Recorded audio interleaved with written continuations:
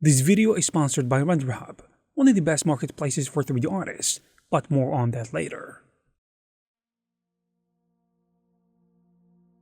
Let's face it, just because you're passionate about a certain art style or project doesn't mean it will pay your bills. You might pour your heart into sculpting fantastical creatures or creating cool-looking 3D animations, but if nobody out there is willing to pay for that work, your passion alone won't keep the lights on.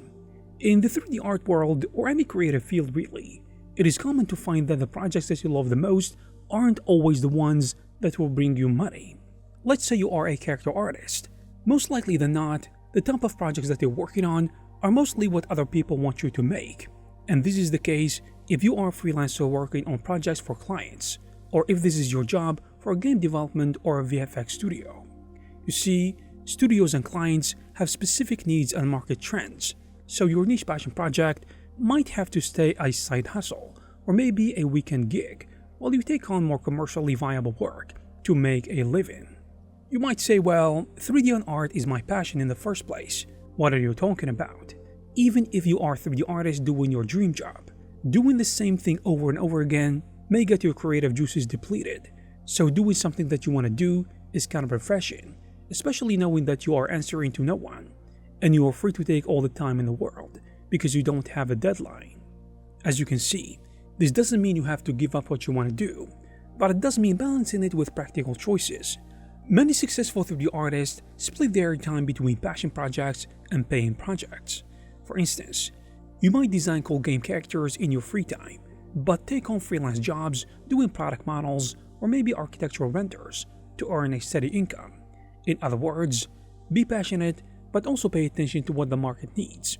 And the reality is, sometimes you will have to go for long periods of time, sometimes even months, without doing the art that you are passionate about the most, because you're busy doing things that keep the lights on. Before we continue, let me tell you about RenderHub. RenderHub is a platform for 3D artists where you can find assets, learn, share your work, and even sell your creations. It is a friendly community and a strong marketplace, where professionals, hobbyists, and anyone in between can buy or sell high-quality 3D models and digital 3D assets without any hassle. You can explore a huge range of products, including characters, vehicles, environments, props, textures, shaders, and many other resources. The search system makes it simple to locate exactly what you need. An artist can also set up a shop in only a few minutes, with plenty of payment options and support for many file types. RenderHub includes a free 3D section along with 3D on sale, giving you access to a wide selection of free content and some of the best discounts. This makes it easy to stay within your budget while still getting reliable assets. Beyond the marketplace, the site features a gallery where artists can showcase their renders and build visibility through community feedback, in addition to a blog and a learning center, which offer tutorials and guides that help you keep learning and stay inspired. So hit the link in the description and explore RenderHub today. Also, being passionate about 3D art is kinda awesome for motivation, but it won't magically solve the day-to-day problems that you face as a 3D artist. I mean, passion won't debug a rendering error at 2 AM, find you new clients when freelance work is slow, or learn that complicated 3D software or plugin that help you do your work.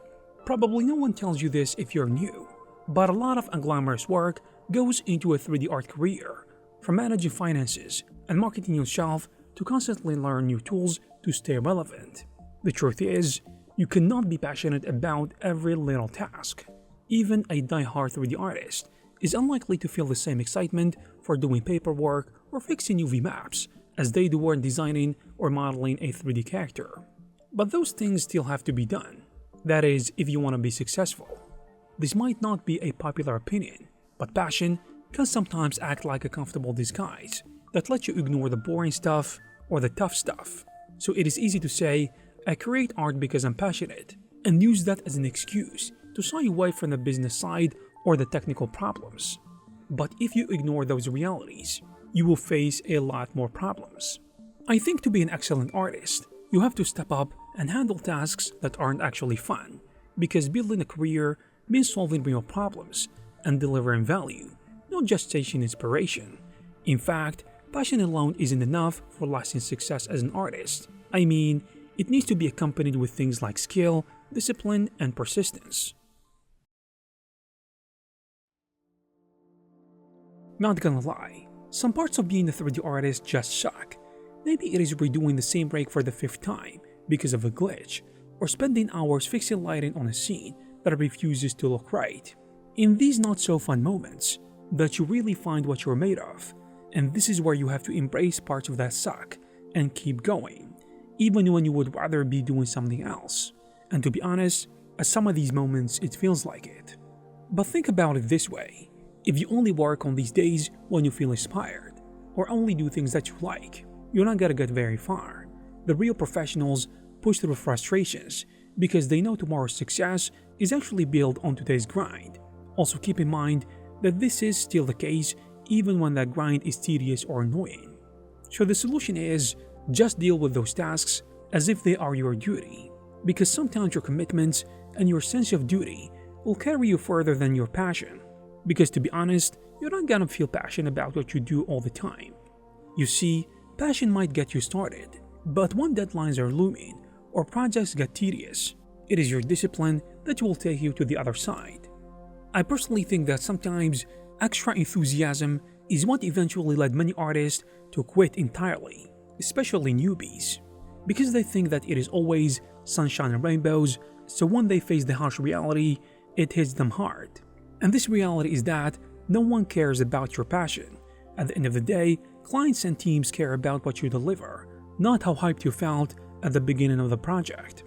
So even when the task is boring or tough, showing up and doing it well is part of your job, and over time, this reliability builds your skills.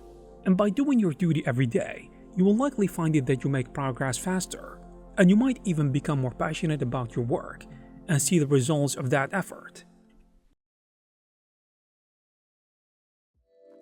And when it comes down to it, success in 3D art is about how good you are, not just how much you love it. And this is why seeking excellence over chasing passion really pays off. It might sound counterintuitive, but focusing on building your skills and doing top-notch work, even on tasks that kind of feel mundane, will get you further in the long run. So when you push yourself to doing something, well, like mastering a new modeling technique or polishing a client's project, until it is just right, you are investing in your craft and your future too. So passion often follows mastery, not the other way around. In other words, as you become excellent at what you do, you might actually grow more passionate about it because you see the impact of your work and enjoy the confidence that comes actually with that skill.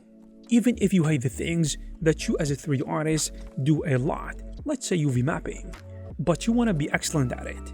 You follow the rules, every island is layered out there and packed correctly. Or maybe you don't like rigging as an animator, you just want to animate those fighting scenes or whatever. Focusing on being excellent at rigging can go a long way in your work, especially for the people around you if you're working in a team. So if you have to choose to be great at what you do, rather than only doing what feels great about it in the moment. So excellence often requires doing stuff that is boring or difficult right now, like studying the fundamentals of lighting when you would rather do some cool renders or some flashy effects. And funny enough, once you deliver excellent work and solve important problems, you will get many satisfying opportunities in addition to recognition coming your way. And there you have it, guys.